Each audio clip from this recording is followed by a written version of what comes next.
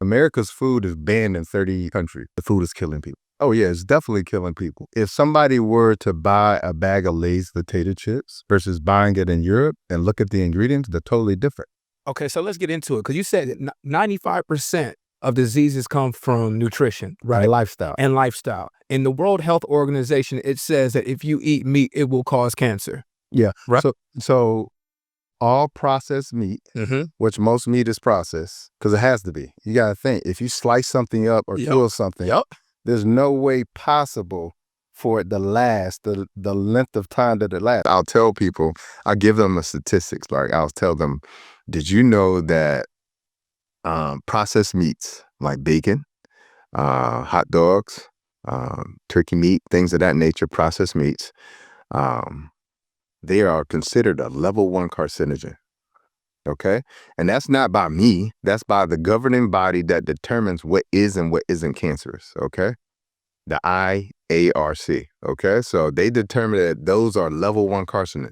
That means that it's in the same category with cigarettes, plutonium, and asbestos in terms of what the ability to cause cancer. So you have to understand, you're never going to see a commercial or even see a warning label on those type of foods.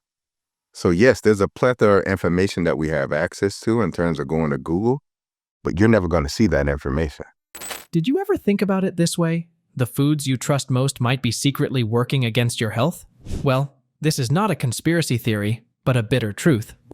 In this video, Dr. Bobby Price unveils the unsettling truths the FDA doesn't want you to know. Truths that could forever change how you see your plate. From hidden toxins in your kitchen to dangerous additives disguised as healthy items, we're breaking down the shocking ways our food system might be compromising your well-being. Are the labels you rely on to make healthy choices actually misleading you? And why are critical safety concerns slipping through the cracks? We'll dive deep into the science, the scandals, and the secrets, empowering you to take control of what you're putting into your body. If you've ever wondered what's really in your food, or how to protect yourself and your loved ones, don't look away, because the answers you need are right here. Just imagine, you're walking through the snack aisle, and a pack of bright red gummy candies catches your eye. The label says, natural fruit flavor, so you toss it in your cart, thinking it's got to be good. But here's the thing, what you're really buying might be more science experiment than a snack. That bright red color?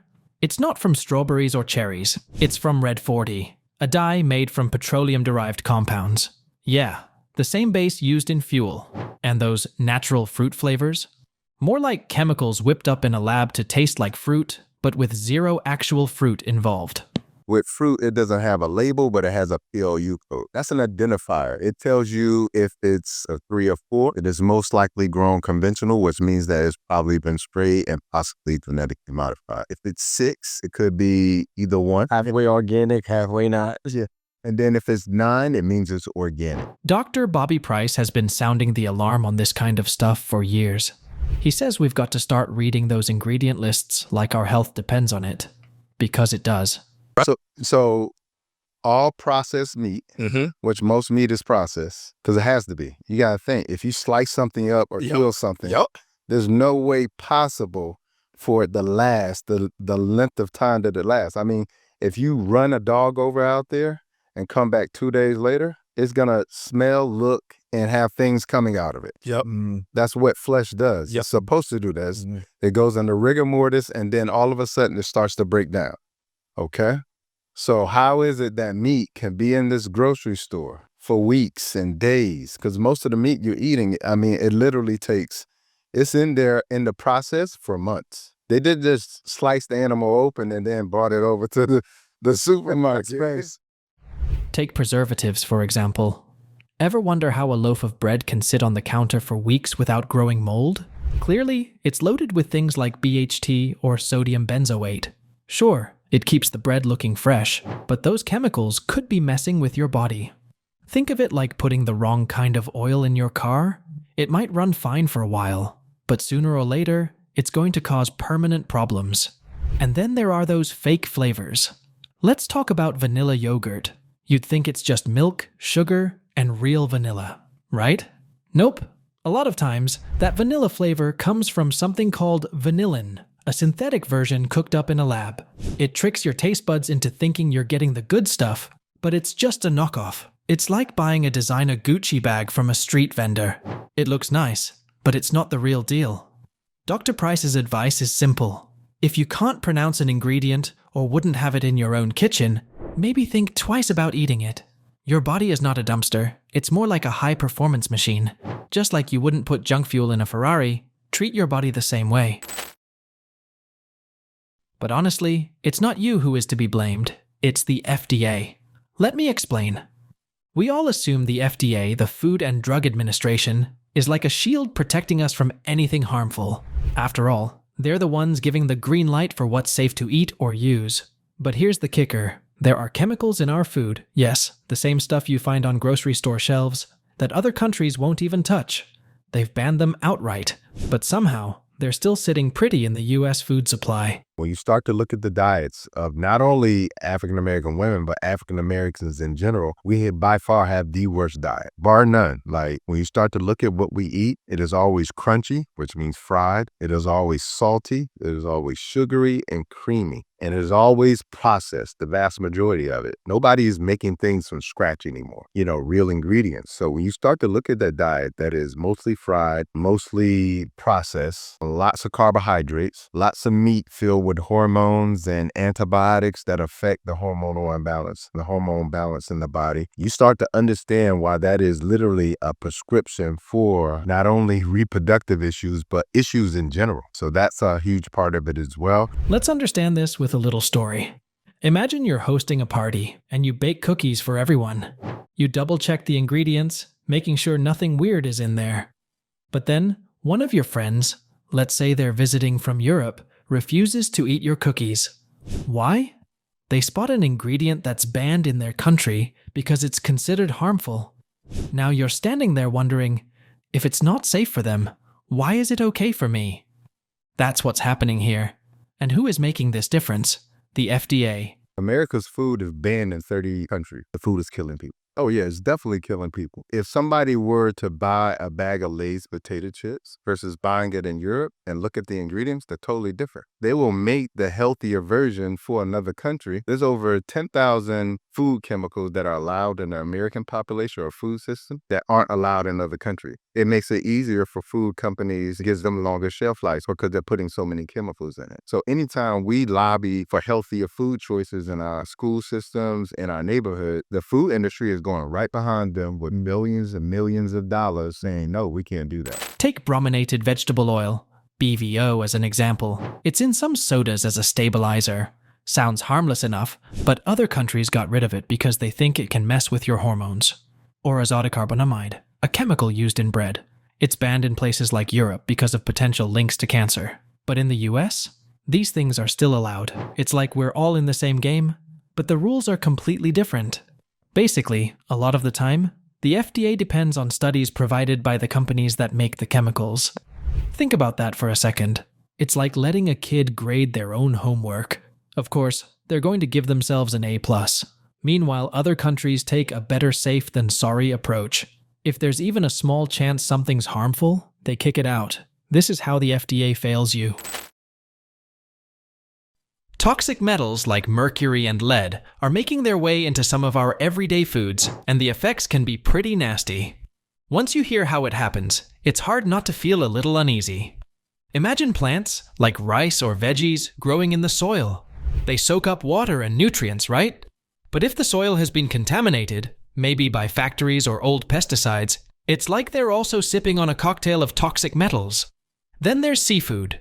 Picture fish swimming in rivers or oceans polluted by industrial waste. Mercury is one of the biggest culprits here. Small fish get it first, then bigger fish eat those little guys, and the mercury just keeps building up in their bodies. By the time we're having that sushi dinner, we're getting a dose of mercury along with it. And now comes the real terrifying part.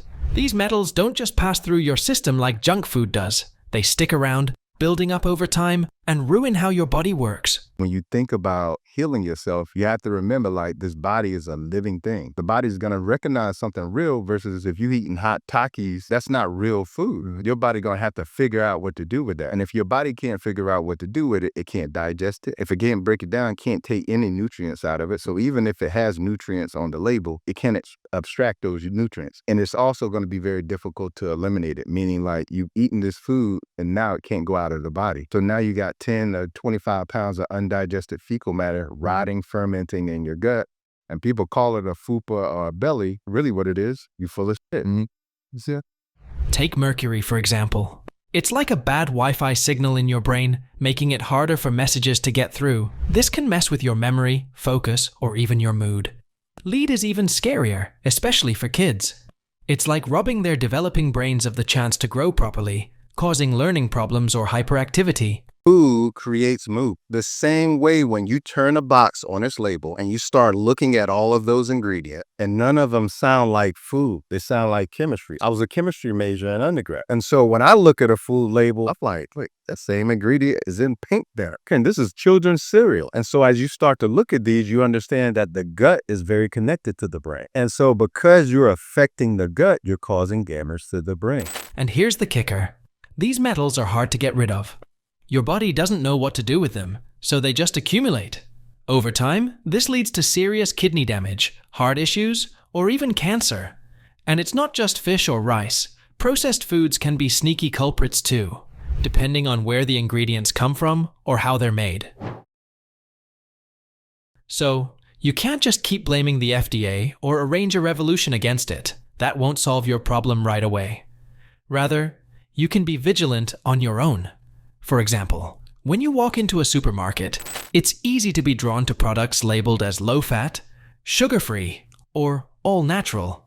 But the question remains, are these healthy labels genuinely beneficial or just clever marketing tactics? Dr. Price, a leading expert in nutritional science, argues that many of these claims are misleading, and understanding what lies behind them is essential for our well-being. You may be thinking that you're getting something all natural, but that's actually not a label that is regulated. You take something like USDA organic, that's a regulated label. Now, albeit most of the brands still take advantage of that because USDA organic still means that only 80% has to be organic and 20% can still be whatever. But the point I'm trying to make here is that a lot of times when you're thinking you're getting something like grass-fed, that animal may have been grass-fed, but it wasn't raised grass-fed, meaning it was born into a livestock farm where the animals literally shoulder to shoulder, and they were fed genetically modified corn and soy, and then they took that animal at a certain age and then put it on a green pasture, let's say for 2 months. That's grass-fed. So don't be tricked by the front of the label. Let's think about a product labeled low-fat. It sounds great because we've been told for years that fat is bad for us. But what manufacturers don't often highlight is what they add to compensate for the loss of flavor. In many cases, they replace fat with sugar, artificial sweeteners, or chemical additives. Imagine taking out the butter from a cookie recipe. It might make the cookie less creamy, but to make it palatable, you might add more sugar or artificial flavoring. The result? A product that might be lower in fat, but higher in substances that could spike your blood sugar and lead to long-term health issues like diabetes. Similarly, consider sugar-free labels. They often sound like a dream come true for health-conscious consumers. However, these products frequently contain artificial sweeteners like aspartame or sucralose. While they may not directly raise blood sugar levels, emerging research suggests that such sweeteners can disrupt gut health and alter the way your body processes sugar. Cheese is sugar. When they say you're lactose intolerant, lactose is a sugar. Okay, and not only that, and cheese is even more dangerous than sugar. Wow. Because it has these compounds in it called casomorphines. Does it sound familiar? Morphine. It has the same opioid effect on the brain as morphine, the drug. So that's why people are even more addicted to cheese than they are sugar. Wow. Indeed. And so if I hear you correctly, we should be avoiding cheese. We were not made to eat cheese. Cheese is a byproduct of milk. Yeah. And specifically cow's milk. Yeah. Now, Out in the animal kingdom, you will never see another animal drink another animal's milk. The all-natural claim is another common trap. While the term suggests wholesome ingredients straight from nature, it has no strict legal definition in many countries. This means that a product can be heavily processed or contain synthetic components and still use the label all natural. When you go to the market now, it'll say plant-based, but I read labels. When I turn it on the back and look at the label, I'm like, half of that ain't plants. How can this be plant-based? The trickery that they put in the system now, how they doubled up foods and convinced us that we're eating healthy, but we're not eating healthy. And we don't understand the damage that we're doing to our bodies. So many symptoms, like we pacify them. I got a headache. Headache is normal, but you don't have a excedrin deficiency. You got a problem. Like, that's your body telling you something is wrong. For example, a fruit drink labeled as natural might include high fructose corn syrup derived from corn, which is technically natural, but far from healthy when consumed in excess. Another thing that consuming excess sugar or unnatural sugar in the form of high fructose corn syrup, maltodextrose, I can go on and on. Again, as I said before, I talk about this in my book. There's over 75 different names for the type of sugars that they're using in the food that they put in processed unnatural food and that most people aren't aware of. But most important is that excess sugar is converted into fat. The same way it is in the liver is converted into that fat in the body as well too. And so what I typically will notice with people when they're coming to me is that if I see somebody whose midsection of their body is very, very, heavy, okay? If the most of the weight is concentrated in the abdomen area, it tells me that they love carbs and sugar. So, Dr. Price emphasizes that the solution is vigilance. Reading ingredient lists and understanding what they mean is critical. A rule of thumb is to choose products with fewer recognizable ingredients, like picking a loaf of bread that lists just flour, water, yeast, and salt, instead of one filled with a dozen unpronounceable chemicals. Because, let's be honest, processed food is everywhere. It's easy, it's tasty, and let's face it, it's quick. You will be less careful for a moment, and you'll likely pick something that's heavily processed. Think of things like chips, sugary cereals, or even that soda you grab when you're in a hurry. But here's the kicker. These foods are pretty much stripped of anything good for you and stuffed with junk like extra sugar, weird fats, and chemicals to make them last forever on the shelf. Sure, they might taste good now, but they're quietly wreaking havoc on your body. Well, as I was saying before, all of those processed meat, and if you go to the IARC, which is the governing body that determines what is and what isn't cancerous or carcinogenic, processed meats are a level 1 carcinogen. If that's not enough, take diabetes, for example. Every time you eat something sugary or made of refined carbs, like white bread or candy, it's like tossing a giant log into a small campfire. Instead of burning evenly, the fire goes wild, or worse, burns out. Your blood sugar spikes like crazy, and your body has to work overtime, pumping out insulin to bring things back to normal. Keep this up long enough, and your body gets tired of the game. It stops responding to insulin, and then type 2 diabetes shows up. And heart disease? That one's like dumping sticky glue into your blood vessels. Many processed foods are loaded with trans fats, which mess up your cholesterol levels. They crank up the bad cholesterol, the kind that clogs your arteries, and wipe out the good kind, the one that keeps things flowing smoothly. Over time, your blood vessels get so clogged up that your heart struggles to pump blood. That's when trouble like heart attacks creeps in. Dr. Price realized that people who stick to traditional diets, things like fresh fruits and veggies, whole grains, nuts, seeds, and unprocessed meats, are way healthier. But there's one important thing where you are also responsible a bit. Do you have a microwave at your home? Of course you do. They're super convenient. You can just throw in a bowl of leftovers or heat up a frozen meal, and dinner's ready in a couple of minutes. But what if I told you that your microwave is a silent killer? It is actually making your food less healthy, and in some cases, even a little risky to eat. I'm not making things up. It's true, and here's why. I don't even own a microwave. Why not? Well, when you look at is the warning label on a microwave, and one of the warning labels is if you're pregnant, do not stand close to the microwave while you're cooking the food. So if it could kill a baby, then it can kill a human over time. That's the first thing. The other thing is that microwave technology was initially used by the military. And it was used just like processed food. Like processed food comes from the military. Like during World War I, soldiers, the number one cause of death for most soldiers was malnutrition. You know, that's how most soldiers died during World War I. Well, they learned from that, and they got food scientists to come up with food that could last. And initially they called them C rations, but now they call them MREs. First off, when you microwave food, something weird happens to the nutrients. Do you know how fruits and veggies are packed with vitamins and minerals that are good for you? Well, those vitamins, like vitamin C, don't like heat. In fact, they break down when exposed to it. When you microwave vegetables, the heat can zap away a lot of the good stuff, making them less nutritious than if you'd cooked them a different way, like steaming or even boiling. Imagine leaving a piece of fruit out in the sun for too long. It shrivels up and loses its juice. That's kind of like what happens to the nutrients in your food when you microwave it. But here's the thing that sounds a little scarier. Microwaving can also create some harmful chemicals in your food. When you microwave certain things like starchy foods such as potatoes or even some snacks, the heat can cause a chemical reaction that forms substances like acrylamide. Acrylamide is a compound that can build up when sugars and proteins in food react to high temperatures. And unfortunately, it's linked to some serious health problems, like cancer, when consumed in large amounts over time. Don't worry, you won't get cancer in one day, but if you are eating microwaved food every day, chances are you're inviting health risks. So, what can you do?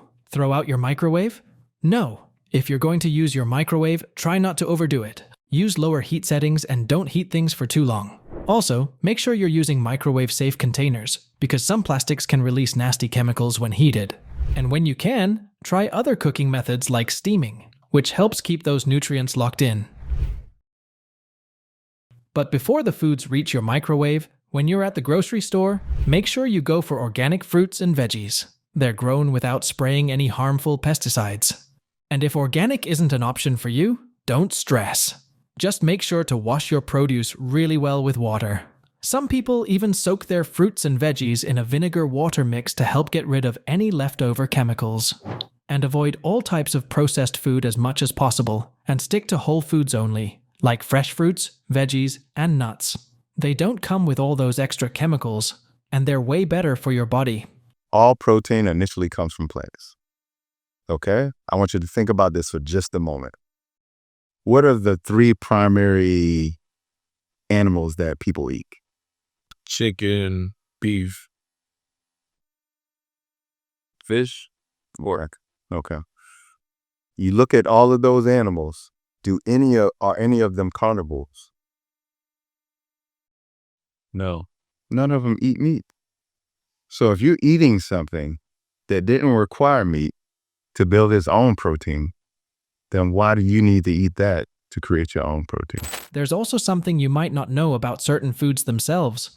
Take potatoes, for example. If they've been exposed to too much light or have been sitting around too long, they can turn green and even develop a toxin called solanine. Eating green potatoes can make you sick. Think stomach aches, and even worse. The good news is that you can easily avoid this by storing potatoes in a cool, dark place. And if you notice any green spots or sprouting, just toss them out. So, how do we put this all together? Well, Dr. Bobby Price, a nutrition expert, always said, you have to know what's in your food to stay healthy. As you go down this rabbit hole of eating healthy, what you would start to see is that as you get healthier, you become less tolerant of things that aren't healthy. So let's say, for instance, like they make papaya, but a large majority of papaya is GMO, like it's genetically modified. It comes from Hawaii, and most people don't know that. Well, if I decided that day to have a GMO papaya, I'm going to feel that. You see that? Like, I'm going to notice the difference. It's going to be a shock. Versus like somebody, Dave, who eats that papaya, he may be like, this is great. I feel amazing. I know, help you out here. Put it on Instagram, help you lifestyle. Because what I believe is when you eat really healthy, it heightens your senses. He wasn't just talking about reading labels. He meant really understanding where your food comes from and how it's made. By making smart choices, like picking fresh, organic produce, avoiding processed junk, and storing food properly, you can steer clear of food toxins and keep yourself healthy. It's all about being informed and taking action before those toxins have a chance to sneak into your body. And guess what? You'll feel a whole lot better for it. Now that you know the truth behind these hidden dangers, how do you think you will protect your health moving forward? Will you rethink your food choices? Share your thoughts and experiences in the comments below. Don't forget to subscribe for more eye-opening insights on safeguarding your well-being. See you soon.